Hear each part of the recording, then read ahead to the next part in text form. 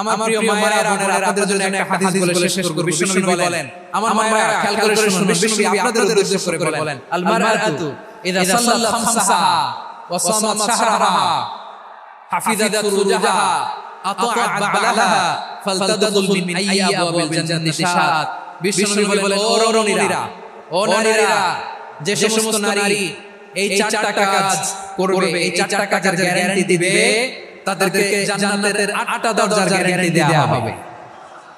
কি চারটা কাজ? এক নাম্বার, আল মারআতু ইযা সাল্লাত খামসাহা, যে নারী 5 ওয়াক্ত নামাজ পড়ে। কি করে?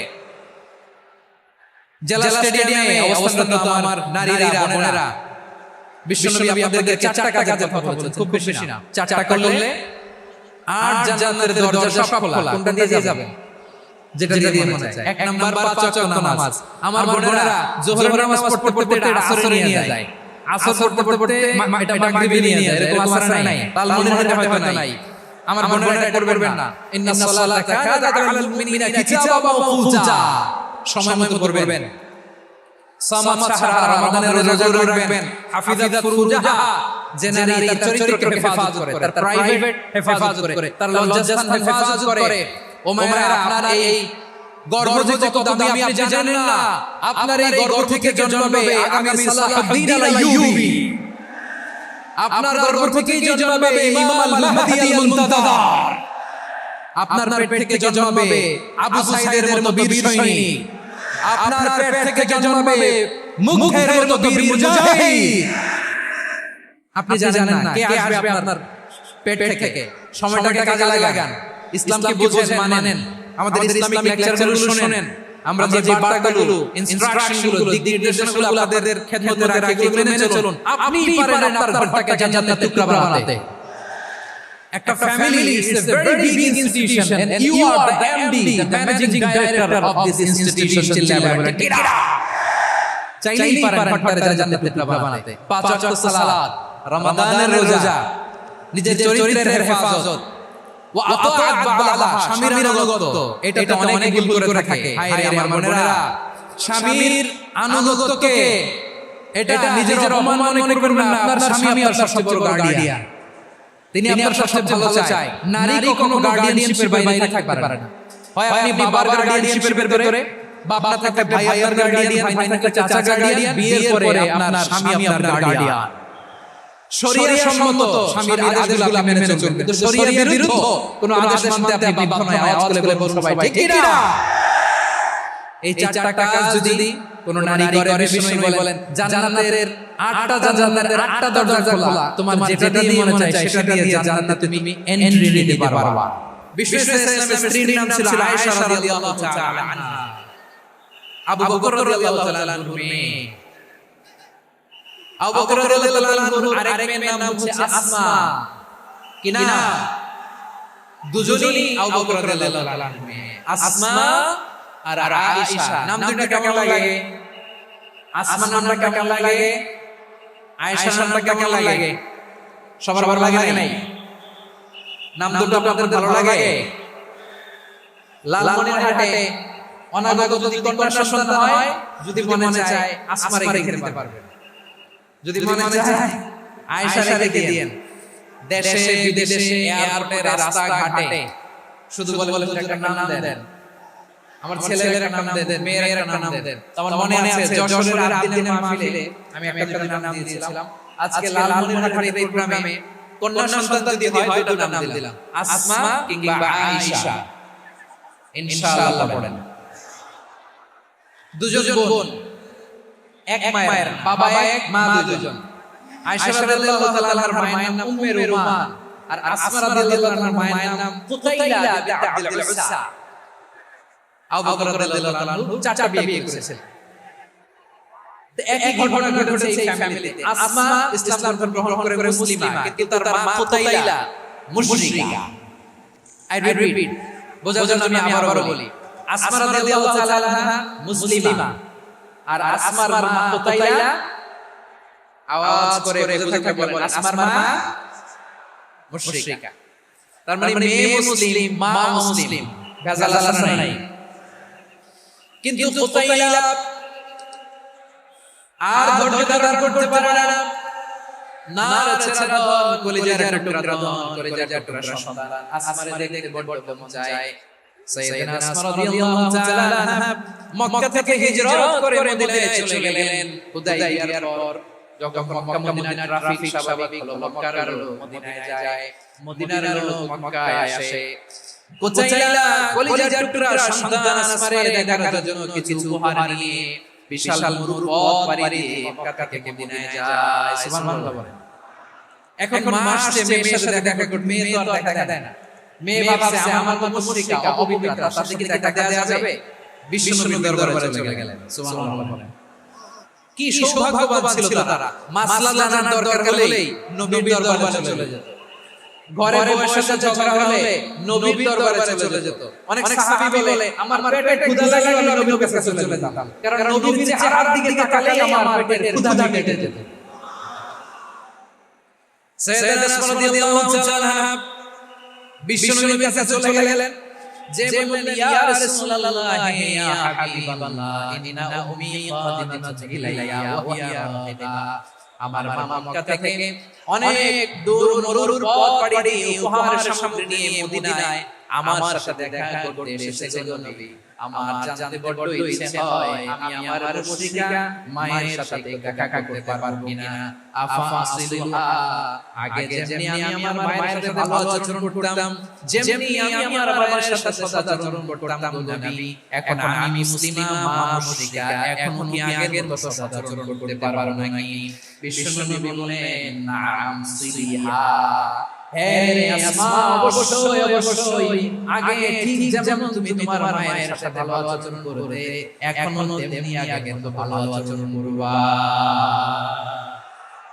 আওয়াজ করে পড়েন সুবহানাল্লাহ কি ইসলাম আমরা পেয়েছি কত ব্রড মাইন্ডেড আমাদের ইসলাম কত ওপেন মাইন্ডেড ইসলাম তো ওপেন আপ করতে পারে চিন্তা করতে পারে বিশ্বনবী বললেন হ্যাঁ অবশ্যই নাম সুলিহা আগে যে ভালো আচরণ করছে আসমা এখন ওইরকমই করো পাল্লা বাড়ায় সুবহানাল্লাহ বলেন তাহলে আমার যে হিন্দু ভাইরা হিন্দু বোনেরা ঈমানের বদৌলতে দৌলতে পূর্ণ হয়েছেন আপনার আব্বা এখন মুসলমান হয় নাই তাদের জন্য দোয়া করেন তাদের জন্য দোয়া করেন আল্লাহ যেন তাদেরকে ঈমানের দৌলত দান করেন আমরা সবাই বলি আমিন আর জোরে বলেন আমিন এখন বলেন ইসলাম কি ন্যারো মাইন্ডেড রিলিজিয়ন না ব্রড মাইন্ডেড লালমনিরহাটের যুবক ভাইরা আওয়াজ করো ইসলাম কি ন্যারো মাইন্ডেড না ব্রড মাইন্ডেড কতটা ব্রড মাইন্ডেড দেখেন বিশ্বনবী সাল্লাল্লাহু আলাইহি সাল্লাম অমুসলিমরা যদি নবীকে উপহার দিত ওই উপহার বিশ্বনবী গ্রহণ করতেন সুবহানাল্লাহ পড়েন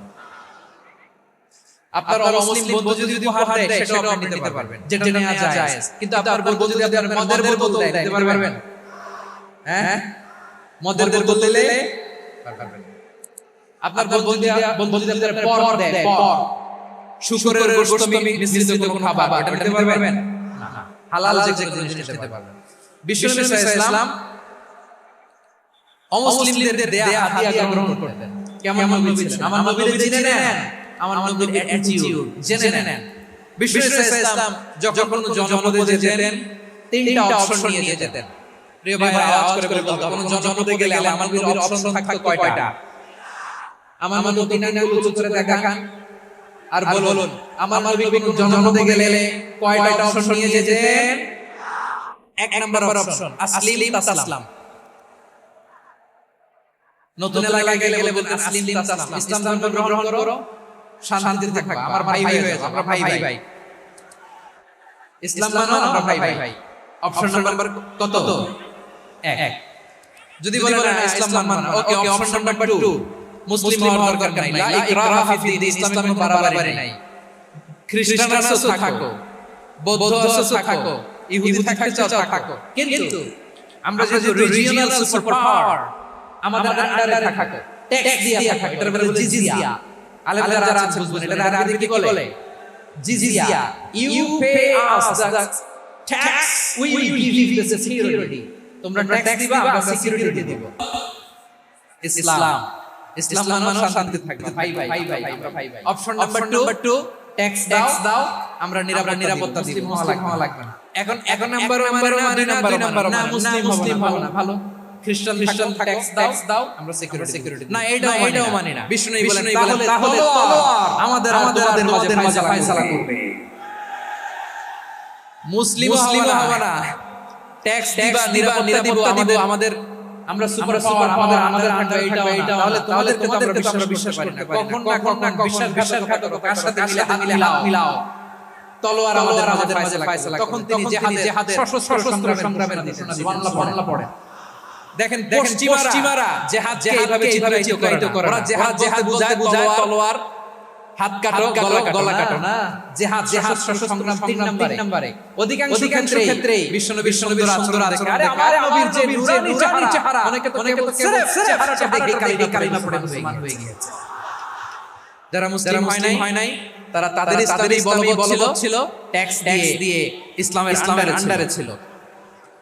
যারা এটাও মানে ওইটাও তাদের বিরুদ্ধে জিহাদ। বিষ্ণু ইসলাম সপ্তম হিজরিতে যখন খায়বার বিজয়ের পরে রিজিওনাল সুপার করলো, বিশ্বনবী চিঠি লিখলেন অন্যান্য সুপার পাওয়ারের কাছে। রাষ্ট্রীয় চিঠি লেখে এক রাষ্ট্রপ্রধান আরেক রাষ্ট্রপ্রধানের, ঠিক কিনা বলেন?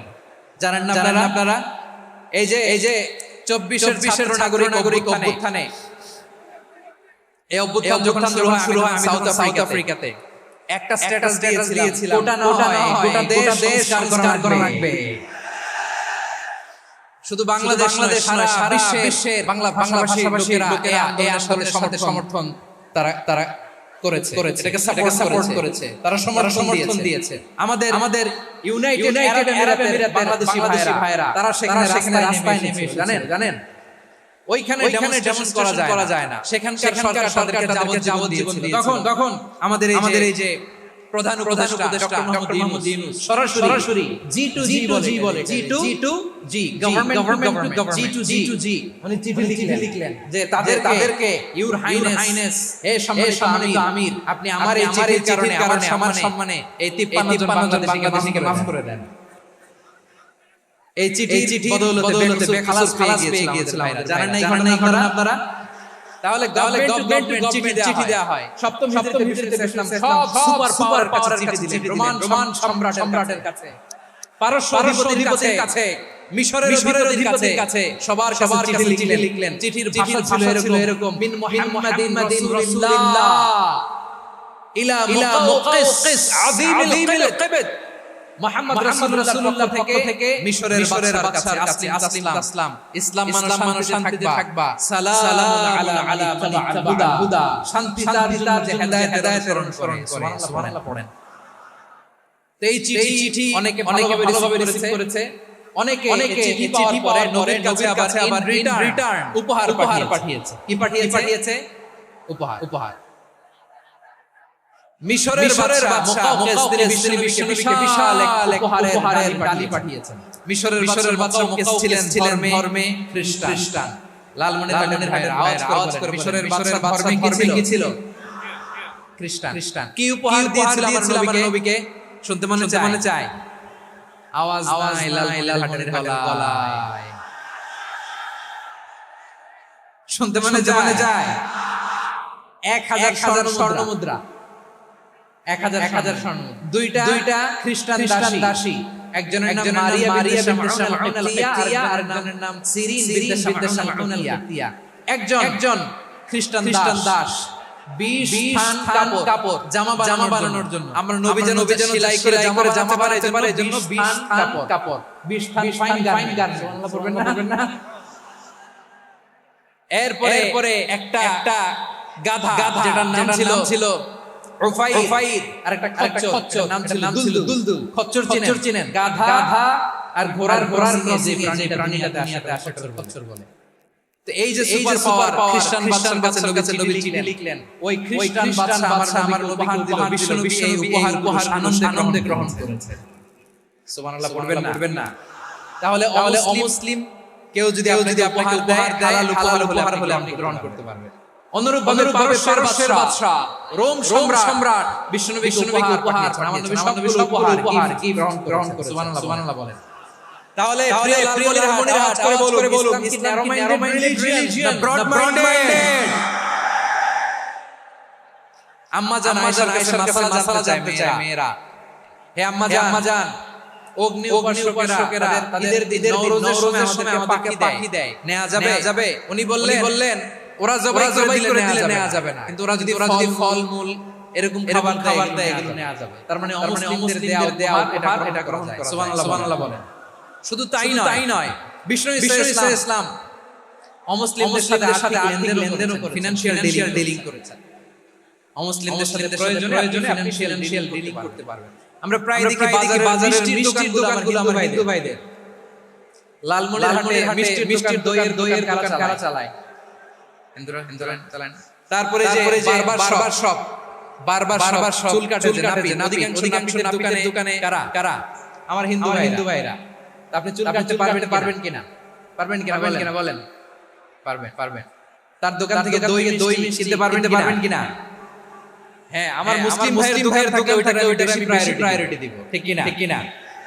কিন্তু যদি তাদের সার্ভিস এন্ড প্রোডাক্ট নিতে চান, তার দলিল সহিহ বুখারী। আম্মা জান আয়েশা রাদিয়াল্লাহু তাআলা ইশতারা রাসূলুল্লাহ সাল্লাল্লাহু আলাইহি ওয়াসাল্লাম ইয়াহুদি তাআমান ওয়া রাহানাহু দিরআহু বিল হাদিদ। রাসূল সাল্লাল্লাহু আলাইহি ওয়াসাল্লাম ইহুদির কাছ থেকে সবাই বলে নাই, কার কাছ থেকে? আমার নবী ইহুদির কাছ থেকে জব বার্লি দিয়ে রুটি বানায়।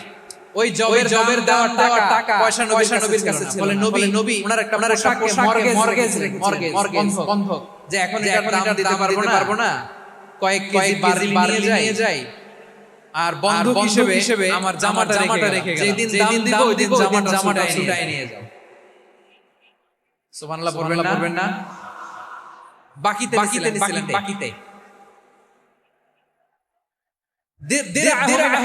লোহার বর্ম, মানে যুদ্ধের লোহা দিয়ে বানানো। বিষ্ণু বললেন কয়েক কেজি জব দাও, টাকাটা পরে দিব। এখন টাকা নাই, বন্ধক হিসেবে মর্গেজ আমার জামা রেখে গেলাম, যখন টাকা দিব জামা ছুটাই নিব। আওয়াজ করে বলতে হবে সুবহানাল্লাহ। এ থেকে বোঝা গেল মুসলিমদের কাছে ফিনান্সিয়াল ডিলিং করা যায়, অর্থনৈতিক লেনদেন করা যায়, কেনাবেচা করা যায়, প্রোডাক্ট কেনা যায়। এমনকি আমাদের মসজিদে নববীতে বারান্দায় অটোমেটিক ফ্লাইং আমব্রেলা দেখছেন? সূর্য যখন বারে মসজিদের নববীর বারান্দায় ইয়ার্ডের মধ্যে অটোমেটিক্যালি আমব্রেলা আছে, সা করে খুলে যায় আর সূর্যের তাপ লাগে না। আবার সন্ধ্যাবেলায় এই আমব্রেলাগুলো ক্লোজ করে দেখেন নাই না? দেখছেন? এই মসজিদে নববীকে সর্বোচ্চ উন্নত মানের ইনফ্রাস্ট্রাকচার ডেভেলপ করার জন্য কর্তৃপক্ষ অমুসলিম ইঞ্জিনিয়ার ডিজাইনার সহায়তা নিয়েছে। সুবহানাল্লাহ বলেন। কোন দলিলের ভিত্তিতে? এই দলিলের ভিত্তিতে বিষ্ণু ইসলাম মুসলিমদের সাথে লেনদেন করেছেন। আওয়াজ করে বলেন আল্লাহু আকবার। শুধু তাই নয়, ইন কেস অফ ইমার্জেন্সি প্রয়োজনে ইসলামের খাতিরে ইসলামকে সামনের দিকে এগিয়ে নিয়ে যাওয়ার জন্য অমুসলিমদের সাপোর্ট নেওয়া যায়। সুবহানাল্লাহ বলেন। অমুসলিমদের সাপোর্ট নেয়া, তাদের থেকে অর্থ নেয়া, পলিটিক্যাল সাইলাম নেওয়া যায়। আমাদের অনেক বিশ্ববরেণ্য দাঈরা আমেরিকা অস্থায়ীভাবে সাইলাম নিয়ে থাকে, নিজের দেশে গেলে ঝুলাই দিবে। যুগ ধরে দাঈদের উপরে অত্যাচার নির্যাতন আছে নাই?